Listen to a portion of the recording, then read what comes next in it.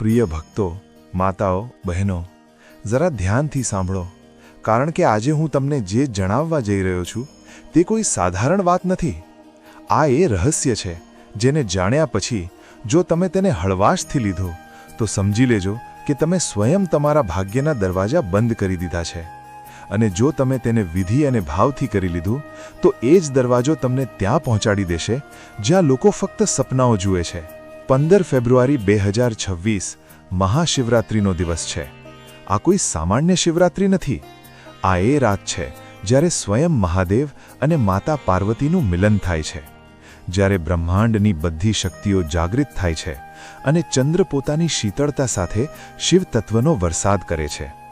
અને આજ એ સમય હોય છે જ્યારે ગૌ માતાના માધ્યમથી કરવામાં આવેલું નાનું અમથું કામ આખા જીવનની દિશા બદલી નાખે છે. મારી માતાઓ, બહેનો, ઘણા લોકો પૂછે છે કે શું ખરેખર નાની એવી વસ્તુ ખવડાવવાથી આટલું મોટું પરિવર્તન આવી શકે? તો હું તમને વળતો પ્રશ્ન કરું છું. શું તમે ક્યારેય વિચાર્યું છે કે એક નાનકડી ભૂલથી આખું જીવન કેમ બરબાદ થઈ જાય છે?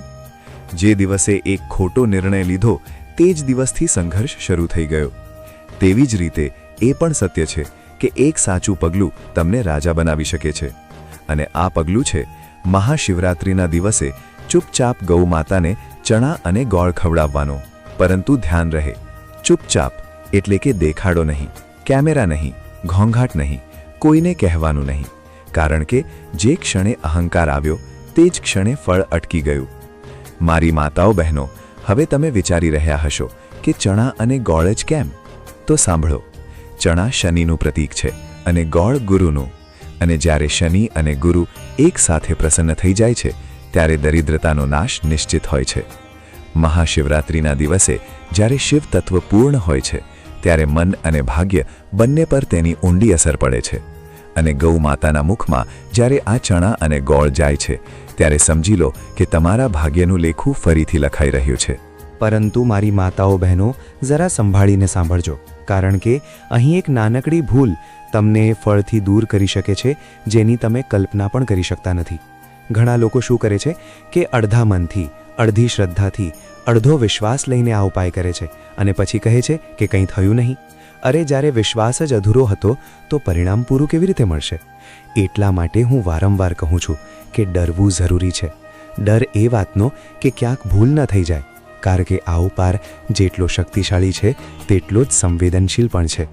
મહાશિવરાત્રિના દિવસે બ્રહ્મ મુહૂર્તમાં ઉઠીને સ્નાન કરો, સાફ વસ્ત્રો પહેરો, મનમાં કોઈના માટે દ્વેષ ન રાખો અને જો હોય તો તે દિવસે ક્ષમા કરી દો, કારણ કે અધૂરું મન અધૂરું ફળ આપે છે. ત્યારબાદ ઘરમાં ભગવાન શિવ અને માતા શક્તિનું સ્મરણ કરો, પરંતુ વધારે વિધિ વિધાનમાં ન અટવાતા, કારણ કે આજનું મુખ્ય કાર્ય ગૌ માતા સાથે જોડાયેલું છે. સૂર્ય ઉગ્યા પછી અથવા સાંજના સમયે પ્રદોષટાળના જ્યારે મહાદેવનો પ્રભાવ વધવા લાગે ત્યારે કોઈને પણ જણાવ્યા વગર થોડા કાળા ચણા લો. ધ્યાન આપજો, બાફેલા નહીં પણ કાચા સૂકા ચણા, અને સાથે શુદ્ધ ગોળ લો. કોઈ ભેળસેળવાળો નહીં, એ જ ગોળ જે તમે પોતે ખાઈ શકો છો. હવે મારી માતાઓ, બહેનો, અહીં થોભીને એક વાત સમજી લો. જો તમે આમાં કંજૂસી કરી તો સમજી લેજો કે તમે તમારા ભાગ્ય સાથે પણ કંજૂસી કરી લીધી. જથ્થો વધારે નથી જોઈતો, પરંતુ શુદ્ધ જોઈએ. હવે આ ચણા અને ગોળને હાથમાં લઈને મનોમન આ સંકલ્પ કરો: હે ગૌ માતા, હે 33 કરોડ દેવી દેવતાઓને ધારણ કરનારી માતા, મારા જીવનની ગરીબી, મારા પૂર્વજન્મોના દોષ, મારા પિતૃઓનું દેવું અને મારા કર્મોની બાધા તમે તમારા મુખથી ગ્રહણ કરી લો. અને જેવી તમે આ ભાવના રાખી તે જ ક્ષણે ગૌમાતાની સામે આ ચણા અને ગોળ મૂકી દો અને પાછળ જોયા વગર ત્યાંથી હટી જાઓ. પાછળ વળીને જોશો નહીં, કારણ કે પાછળ વળવું એ શંકાનું પ્રતીક છે અને જ્યાં શંકા આવી ગઈ ત્યાં ફળ સમાપ્ત. મારી માતાઓ, બહેનો, હવે તમે વિચારી રહ્યા હશો કે આટલું બધું કરવાથી શું ખરેખર કંઈ થશે? તો સાંભળો, શાસ્ત્રોમાં લખ્યું છે કે મહાશિવરાત્રિના દિવસે કરવામાં આવેલું દાન અને સેવા 100 ગણું ફળ આપે છે. અને જ્યારે આ સેવા ગૌમાતાને કરવામાં આવે ત્યારે તેનું ફળ 1000 ગણું થઈ જાય છે. પણ ડર અહીં એ વાતનો છે કે જો તમે તે જ દિવસે કોઈનું અપમાન કરી દીધું, કોઈ ભૂખ્યાને ભગાડી દીધો અથવા ગાયને ખોટી રીતે ખવડાવ્યું, તો એ જ પુણ્ય પાપમાં બદલાઈ શકે છે. તેથી હું તમને ડરાવવા માંગુ છું, જેથી તમે ભૂલ ન કરો, કારણ કે ઘણા લોકો આ ઉપાય પછી પણ ગરીબ રહી જાય છે અને પછી કહે છે કે આ બધું જૂઠું છે. ના, ઉપાય જૂઠો નથી, તમારી ભાવના જૂઠી હતી. મારી માતાઓ બહેનો, હવે જરા ધ્યાનથી સાંભળો.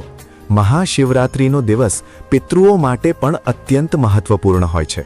જો તમારા ઘરમાં વારંવાર ધન આવે છે અને જતું રહે છે, મહેનત બહુ કરો છો પણ પરિણામ મળતું નથી, દેવું ઉતરતું નથી, બીમારી પીછો છોડતી નથી, તો સમજી લેજો કે પિતૃદોષ સક્રિય છે.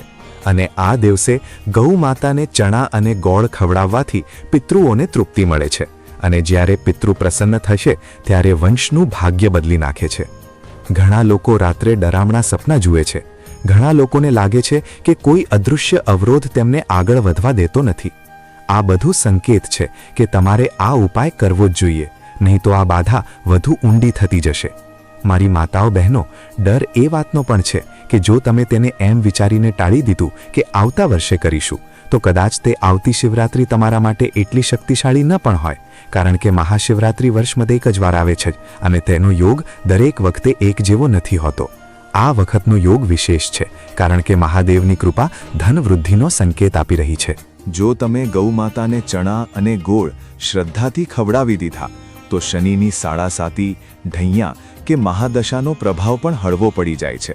પરંતુ મારી માતાઓ બહેનો, યાદ રાખજો, જો તમે તે દિવસે ગાયને સૂકી વસ્તુ ભાવ વગર આપી દીધી અથવા કોઈને દેખાડવા માટે આપી, તો એ જ શનિ વધુ કઠોર થઈ શકે છે. મારી માતાઓ બહેનો, ઘણા લોકોએ મને કહ્યું કે અમે પહેલાં પણ ગાયને ખવડાવ્યું હતું પણ કંઈ થયું નથી. તો હું તેમને પૂછું છું કે શું તમે ક્યારેય એ જોયું કે જે દિવસે તમે ખવડાવ્યું તે દિવસે ઘરમાં ઝઘડો થયો હતો કે નહીં? તે દિવસે તમે કોઈને ગાળ આપી હતી કે નહીં? તે દિવસે તમે મનમાં કોઈના માટે ખોટું વિચાર્યું હતું કે નહીં? કારણ કે આ બધું ઊર્જાને કાપી નાખે છે. મહાશિવરાત્રિની રાત બહુ સંવેદનશીલ હોય છે. તે રાત્રે જે ભાવના લઈને તમે સૂવો છો, તે જ ભાવના આગામી કેટલાય મહિનાઓ સુધી તમારો પીછો કરે છે. તેથી તે દિવસે ગાયને ચણા અને ગોળ ખવડાવ્યા પછી ઘરે આવીને શાંત મનથી મહાદેવનું ધ્યાન કરો અને મનોમન કહો કે જેમ મહાદેવ પૂર્ણ છે તેમ મારું જીવન પણ પૂર્ણ થઈ જાય. અને ત્યારબાદ કોઈની સાથે દલીલ ન કરો, મોબાઈલ ઓછો વાપરો અને વહેલા સૂઈ જાઓ, કારણ કે આ રાત તમારા ભાગ્યની સ્ક્રિપ્ટ લખી રહી છે. મારી માતાઓ બહેનો, હવે હું તમને એક ડરામણી સચ્ચાઈ જણાવું છું. જે લોકો આ ઉપાય સાંભળીને હસે છે અથવા મજાક ઉડાવે છે, તેઓ અજાણતા પોતાના માટે વધુ મુશ્કેલ રસ્તો પસંદ કરી લે છે.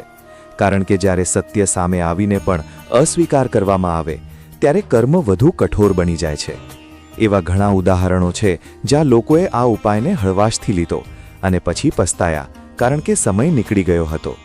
તેથી હું તમને વારંવાર કહી રહ્યો છું, ધ્યાનથી સાંભળો, આને હળવાશથી ન લો. આ કોઈ વાર્તા નથી, આ એ કર્મ છે જે કાં તો તમને ઉપર ઉઠાવશે અથવા તમારી ઉપેક્ષા તમને નીચે પાડી દેશે. મારી માતાઓ બહેનો, અંતમાં બસ એટલું જ કહીશ. 15 ફેબ્રુઆરી 2026 મહાશિવરાત્રિના દિવસે ચૂપચાપ ગૌ માતાને ચણા અને ગોળ ખવડાવો. દેખાડો ન કરો, અહંકાર ન લાવો, નિયમ ન તોડો અને પછી જુઓ કેવી રીતે 1 મહિનાની અંદર તમારી વિચારસરણી બદલાવા લાગશે. રસ્તાઓ ખુલવા લાગશે, લોકો તમને મદદ કરવા લાગશે, બેંક બેલેન્સનું દર્દ ઓછું થવા લાગશે. અને સૌથી મોટી વાત એ છે કે તમારા મનમાંથી ડર નીકળી જશે. અને જ્યારે મનમાંથી ડર નીકળે છે ત્યારે ગરીબી આપોઆપ રસ્તો બદલી લે છે. તેથી મારી માતાઓ બહેનો, એમ ન કહેતા કે જણાવ્યું નહોતું. મેં તમને બધું જણાવી દીધું. હવે કરવું કે ન કરવું એ તમારા હાથમાં છે. પરંતુ યાદ રાખજો, મહાશિવરાત્રિનો દિવસ નીકળી ગયો તો પછી પસ્તાવા સિવાય કંઈ બચશે નહીં. મારી માતાઓ બહેનો, હવે જરા વધુ ધ્યાનથી સાંભળો, કારણ કે જો સાંભળીને તમારા મનમાં સહેજ પણ બેચેની પેદા થઈ છે તો સમજી લેજો કે આ સંદેશ તમારા માટે જ છે. અને હવે જે હું જણાવવા જઈ રહ્યો છું તે વધુ જરૂરી છે, કારણ કે અહીં ફક્ત અમીર બનવાની વાત નથી, અહીં તે વિનાશની પણ વાત છે, જે આ ઉપાય જાણીને પણ અવગણના કરવાથી શરૂ થાય છે. ઘણા લોકો કહે છે કે અમે તો ઠીક છીએ, અમને કોઈ ઉપાયની જરૂર નથી. પરંતુ એ જ લોકો પછીથી કહે છે કે ખબર નહીં અચાનક પતન કેવી રીતે થઈ ગયું. નોકરી છૂટી ગઈ, વ્યાપાર બેસી ગયો, પૈસા આવતાની સાથે ચાલ્યા ગયા, ઘરમાં વગર કારણે કલેશ વધી ગયો, સ્વાસ્થ્ય બગડતું ગયું. ત્યારે સમજાય છે કે કંઈક તો હતું જે સમયસર કરવું જોઈતું હતું અને ન કર્યું. મહાશિવરાત્રિની રાત માત્ર આપવાની જ નહીં પણ લેવાની પણ રાત હોય છે. આ રાત્રે બ્રહ્માંડ તમારી પરીક્ષા લે છે કે શું તમે ખરેખર નમ્ર છો? શું તમે ખરેખર કૃતજ્ઞ છો કે માત્ર માંગવાવાળા જ છો? અને જે લોકો માત્ર માંગે છે અને આપતા નથી, તેમને આ રાત ખાલી હાથે પાછી મોકલે છે. તમે વિચારતા હશો કે આ કેવી રીતે શક્ય છે? તો સાંભળો, આ રાત્રે જ્યારે મહાદેવનું તત્વ સક્રિય હોય છે, ત્યારે મનુષ્યનું અર્ધજાગૃત મન, સબકોન્શિયસ માઇન્ડ સૌથી વધુ સક્રિય હોય છે. જો તમે તે સમયે ગૌ માતાને ચણા અને ગોળ ખવડાવીને તમારા અહંકારને તોડી દીધો, તો સમજી લો તમે બચી ગયા. પણ જો તમે આને મજાક સમજો, તો એ જ અહંકાર ધીમે ધીમે તમને અંદરથી ખોખલા કરી દે છે. હવે એક સાચી ઘટના સાંભળો. એક વ્યક્તિ હતો જેણે આ ઉપાય સાંભળ્યો, પણ બોલ્યો કે જોઈશું આવતા વર્ષે, અત્યારે બહુ કામ છે. તે જ વર્ષે તેના જીવનમાં એવું તોફાન આવ્યું કે બધું વિખેરાઈ ગયું. તેણે બાદમાં આવીને કહ્યું કે કાશ તે દિવસે મેં ગૌ માતાને ચણા અને ગોળ ખવડાવી દીધા હોત. તેથી હું તમને ડરાવવા માંગુ છું, જેથી તમે ટાળો નહીં, કારણ કે ટાળવું જ એ સૌથી મોટો શત્રુ છે. જ્યારે બ્રહ્માંડ તમને તક આપે છે અને તમે તેને ઠુકરાવી દો છો, ત્યારે તે આગામી વખતે તક નહીં પણ પરીક્ષા મોકલે છે. મહાશિવરાત્રિની રાત એ જ પરીક્ષા હોય છે. આ રાત્રે કરવામાં આવેલા કર્મોનો હિસાબ લાંબા સમય સુધી ચાલે છે. ગૌમાતા માત્ર પશુ નથી, ચાલતી ફરતી તપસ્યા છે. તેમના મુખમાં ગયેલો એક દાણો પણ નિષ્ફળ જતો નથી.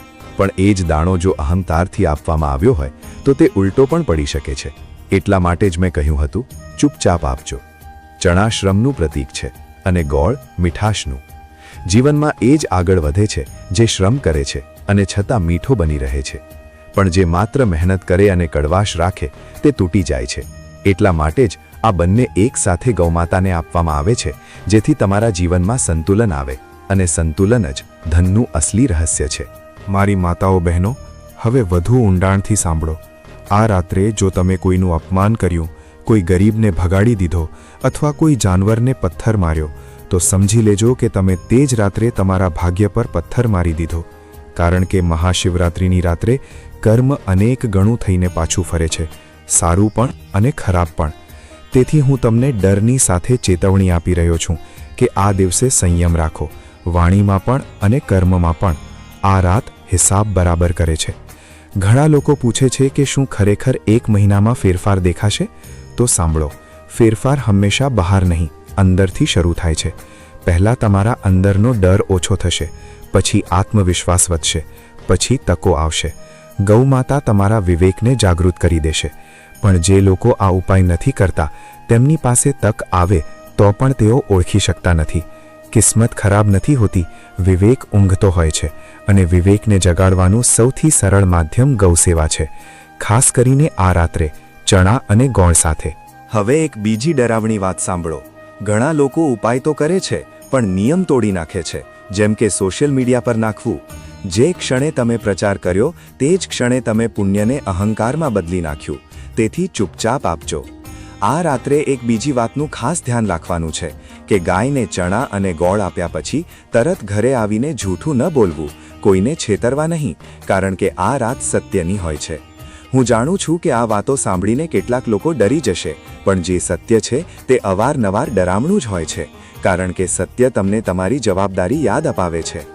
મહાશિવરાત્રિની આ રાત તમને એ જ મોકો આપી રહી છે. આને વાર્તા ન સમજો, આને ચેતવણી સમજો. ચેતવણી સમયસર માણી લેવામાં આવે તો અકસ્માત ટળી જાય છે. મારી માતાઓ બહેનો, અંતમાં બસ એટલું જ કહીશ કે જો તમે આ ઉપાય કર્યો અને ત્યારબાદ પણ ખોટા કર્મો કરતા રહ્યા, તો ફળ ધીમું થઈ જશે. ગૌ માતા માર્ગ બતાવે છે, મંઝિલ સુધી ચાલવો તમારે જ પડે છે. એટલા માટે આ ઉપાય પછી તમારા કર્મ પણ સુધારો. એમ ન વિચારતા કે હવે બધું પોતાની મેળે થઈ જશે. હવે તમારી પરીક્ષા શરૂ થશે કે શું તમે તે કૃપાને લાયક છો કે નહીં. અને જે યોગ્ય સાબિત થાય છે તે જ ખરેખર અમીર બને છે, માત્ર પૈસાથી નહીં, પણ સન્માન, શાંતિ અને સ્થિરતાથી. તેથી મારી માતાઓ બહેનો, આ સંદેશને હળવાશથી ન લો. જે હળવાશથી લે છે તેમને જીવન ભારે પડી જાય છે.